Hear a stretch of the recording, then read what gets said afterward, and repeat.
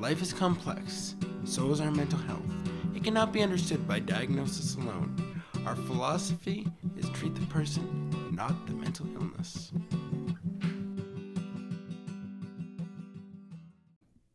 Hi everyone, welcome to another episode of Humanizing Mental Health. I'm, as always, Trent Akers. And I'm Jeremy Alcorn. Well, today we're doing another episode on our Understanding Therapy series, Jeremy, and I think we've covered a few different things, but one of them that I know that you and I pretty much start every initial therapy session with is going over informed consent. Yeah, absolutely. And what does that actually even mean? Mm-hmm. What does informed consent even mean? Yeah, and I think with consent, because with the world that we live in today, there's always like consent forms, consent for service.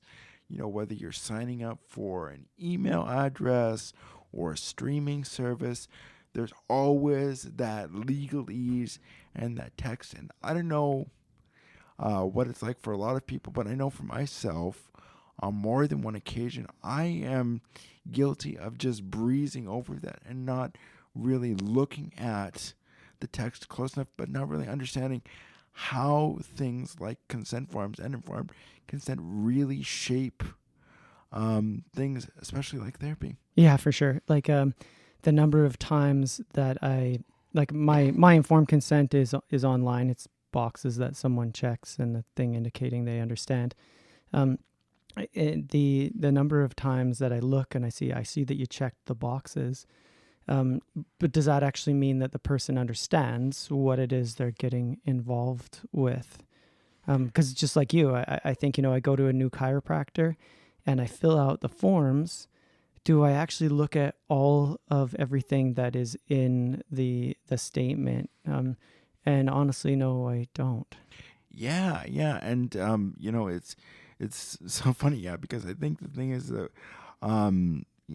basically you're sitting there, and I think it's very much like the world that we live in. We have okay, I just want my service, and this is almost an annoyance, but especially, there's some things, and one of the things that I know both you and I go over with people is limits of confidentiality. For sure. In fact, I like to ask, what do you understand confidentiality to mean? Mm-hmm. Because as a therapist practicing in Alberta, and I got to be clear because I can't say this for someone that lives in some other part of the world, that their rules are exactly the same. But much of the time there's similarity. As someone practicing in Alberta, we don't have the right to have that. I'm trying to remember the term in which there is a ultimate confidentiality where you can't share anything. You probably remember the term. Absolute confidentiality. Yeah. But that doesn't belong with us. We have requirements of sharing certain information if it's shared with us. Mm-hmm. Yeah, and it's so funny that you bring that up, because I remember the first time doing my base interview for my BSW and actually stumbling over that and having to go back through and re-record, because there's those main areas, and even I find where we can share stuff, basically if you're a harm to yourself or others, if you're a harm to minors, if we have if we're subpoenaed by court, and this is actually a really important one too, that if you're having supervision, that we may not divulge everything about the individual, like their name, but we do share information so that we can get clear understanding of how to approach a person's case. Sure, yeah. In fact, I'm always clear with people that I do seek supervision in a supervision group, and that if anyone within the group, because I don't share names, if anyone in the group goes, wait a second, I think I might know who you're talking about, then they leave so that they can maintain that. Or if someone within the group knows the person you're talking about, then actually say, politely, I need you to leave this part of the conversation. Yeah. And funnily enough, I think it was about a year ago that you were able to to kick out one of our friends. Mhm. And I jokingly, of course, like, you kind of enjoyed that. It was like, it was okay. You got to leave. It's like, I'm in the captain's chair this time. Yeah, Adios. yeah, you kind of quote unquote perp walked her out of here. I was like, okay, you're done. Yeah. Yeah, and so being clear about that there are limits, but for us as a private practitioner, then without there being specific consent, we can't even talk to their doctors, or we can't even confirm that a parent calls, or a brother or sister, and we can't even confirm that we see that person. And even there too, like even going down the street. Like you can't, like, I know that I've had to do that on more than one occasion. Unless clients come up to me and say, "Hi, Trent," I can't acknowledge people. Sure, like in that clarity happening, so I recently started to work on the Canadian Armed Forces Base Suffield, and I had been referred people in my private practice from that base before I started there formally on base. And the chaplain, I was going to say Padre, that's the name the military always uses, but the chaplain was taking me around to different units, and the number of people that were my clients that just saw me and were excited, they walked up to me, they started talking to me, which was very interesting, right? Because it's not that I didn't breach anything. They came and they said hello to me, and then from there, I was didn't share any information, just said hello, and Yeah, they shared whatever they wanted to because they can. absolutely. And I find that interesting that it was actually the chaplain that that brought you around, because whenever I think of confidentiality in my mind, like the one thing that I always go back to when I think of confidentiality is sort of going to confessional. Yeah, right. Yeah, because Yeah. they do have like an ultimate protection and confidence. Yeah, Yeah.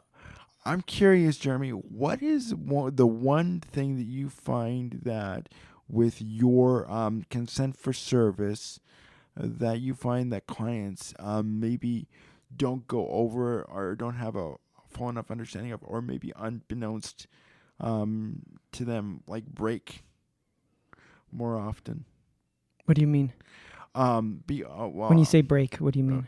or because I'll just talk, like, or that they, like, it's in the consent for service, like that you can or can't do something. Oh, sure. Yeah. Yeah. Because most of the rules in the consent for service are towards the professional, so that the person coming in understands what rules we're living by that allows them to feel safe in their process.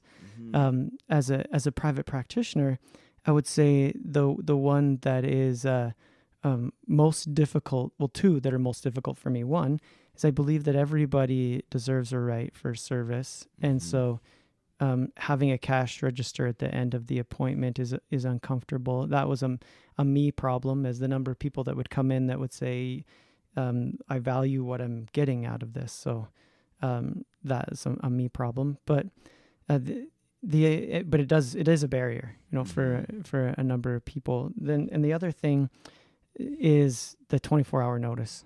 So because as a private practitioner, it's not like we're a doctor that can adjust our day in 15-minute increments, or someone needs to get in and it's going to take a 15 or 20 minutes, and that we can't adjust our day. Our appointments are full hour. And when that then is someone cancels late, we can't fill that hour. So yeah, no, and I agree with you. Like the 24-hour notice, I find people struggle with.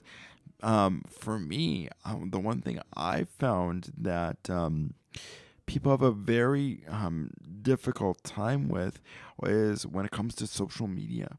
Oh, yeah. Yeah. I've run into that a couple of times. Yeah. Well, like where I've had a few clients that have repeatedly tried to friend me on social media or find things out, and I have to, or even text message, like where it's like those things, because it's such a common way to connect, Yeah. and such a common form of communication. That like, well, why can't we do that? And it's about, again, protecting you, and about having this all be Sure. secure, Yeah. because. Especially even with text message, even though that is a way to communicate, there's no way to 100% Yeah. ensure. And it's a little bit of a gray area, right? Like, Mm-hmm. and it can be a slippery slope. Like somebody text messages me and says, "Hey, my kid has been vomiting all night," and like, okay, it would be nice to have that go through the official call or connection system, but I'm like, you know, that's all right. But it can be a slippery slope where it's like I'm not a service that is meant to be a crisis service. Mm-hmm. So then the slippery slope is if they feel that there's that ability to text message me, I'm not available at 2:00 in the morning. I can't be the person that you're going to get a hold of if you're feeling suicidal, because my phone is off, and so knowing that there's a need to be able, if they understand that need to be able to say, where do my other safety pieces come into play, and what are the appropriate things to reach out to outside of hours. I haven't actually had a ton of problem with it though. Most Yeah. people self-regulate and realize the boundaries Mm-hmm. without even needing to say anything. Yeah, and I mean that's good. I'm glad that a lot of your clients do that. The one, in terms of that, the one thing that I don't know I had to really struggle with when I first started out is because I had my website and people would message there at 3:00 in the morning.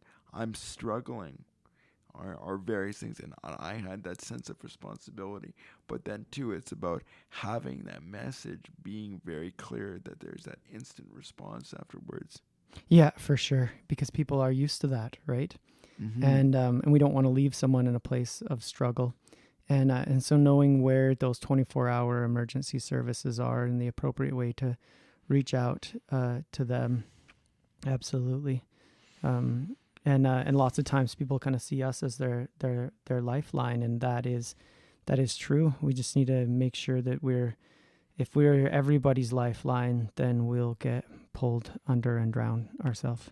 Absolutely. It's sort of like that oxygen mask analogy. Like, we need to care for ourselves before we care for other people. We need to put that oxygen mask on ourselves first. Yeah, for sure. So there's one thing that I find really fascinating about the conversation around informed consent.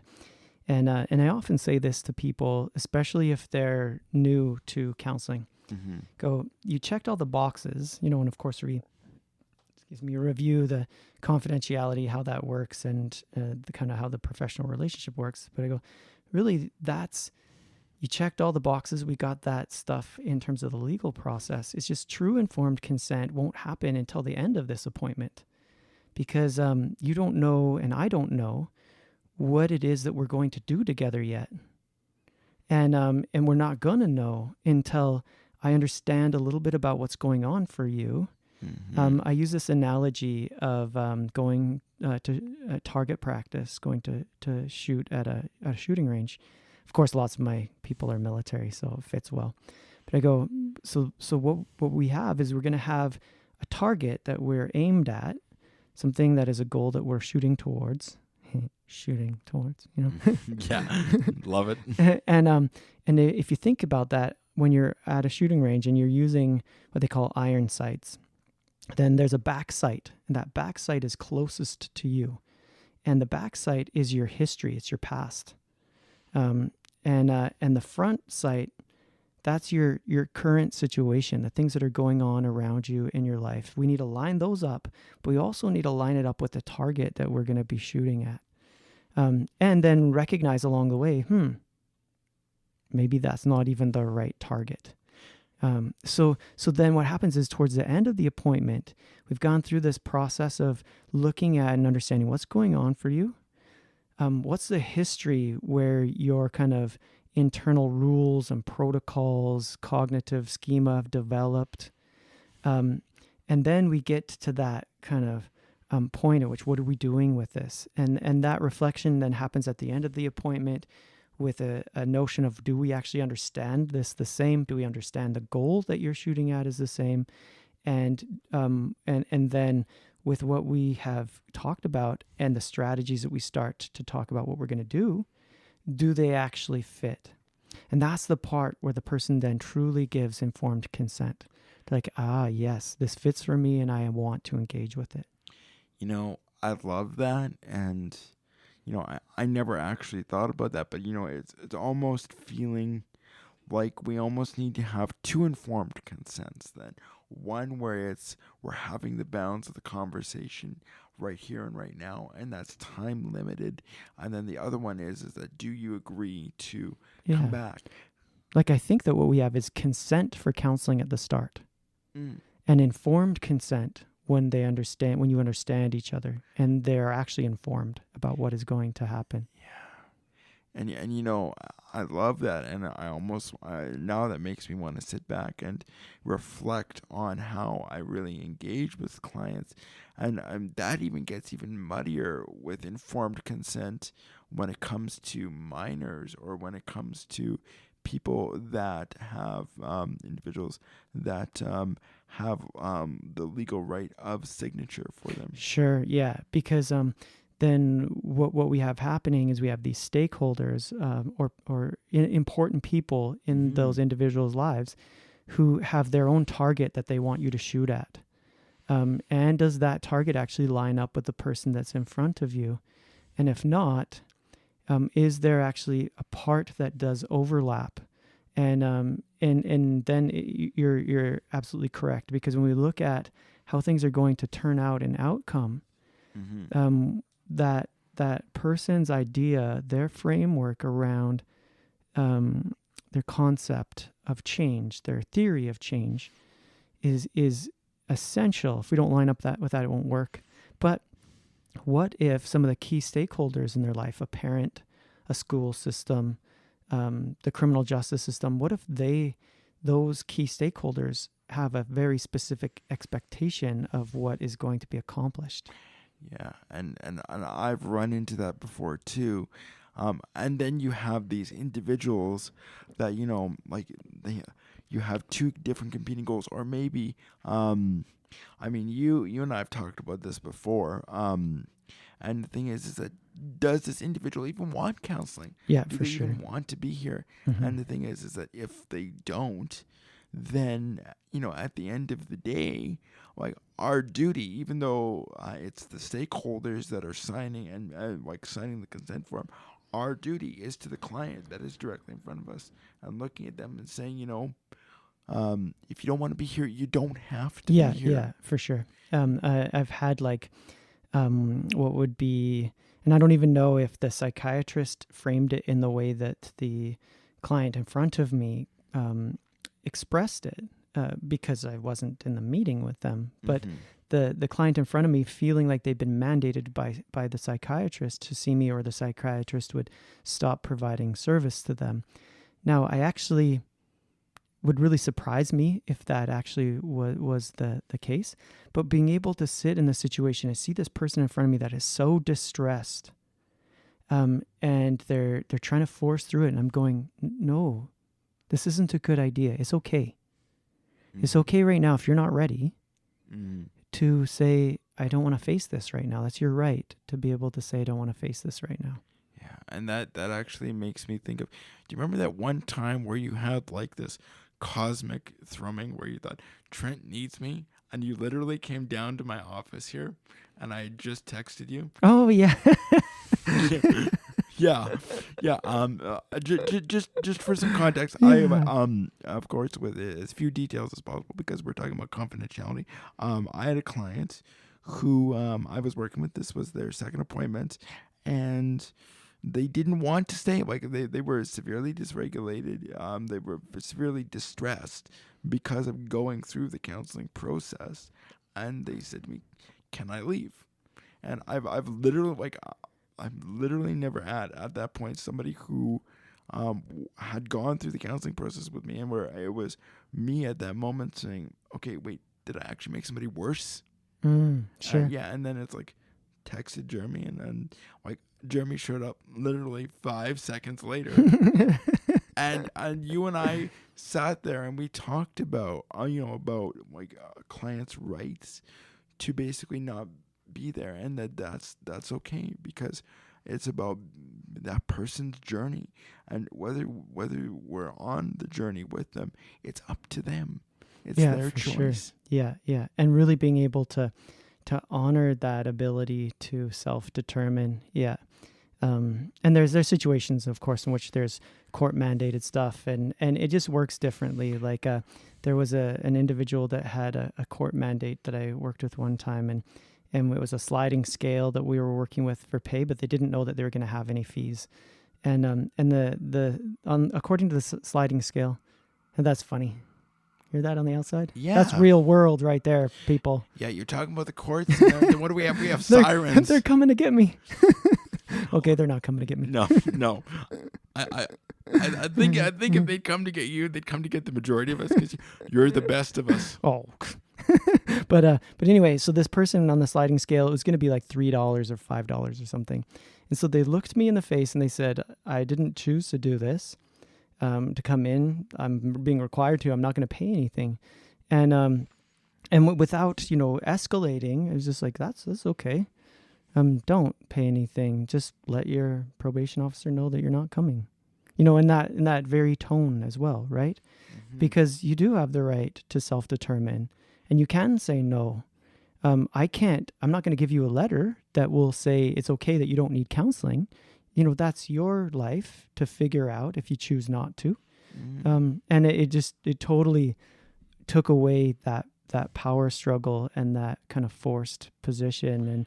And the person just looked at me and went, okay, I'll pay the $5. It's interesting that you did that, because I think that there again too, you're meeting the client where they're at, and that's completely different than what I was taught in school, like where it's basically reframing it to them and saying, okay, what do we need to do so that you no longer need to come here? Sure, yeah. And that's one of the things, right?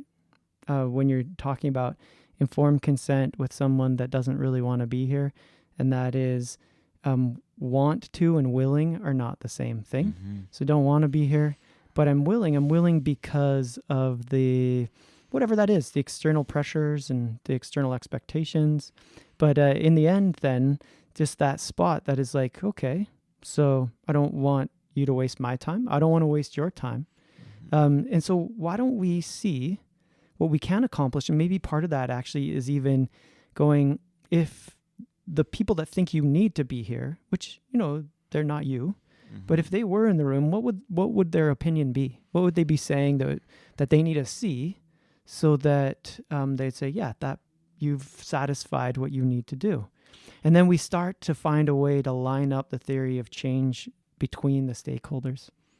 I love that, because right when you do that, and I don't know why, but I'm just flashing to the checkbox notes that you and I frequently do. It's like creating empathy and a new perspective. Right there is what you did with that statement. Yeah, and I hope using a little bit of just being frank and open, not dancing around things, but respectful.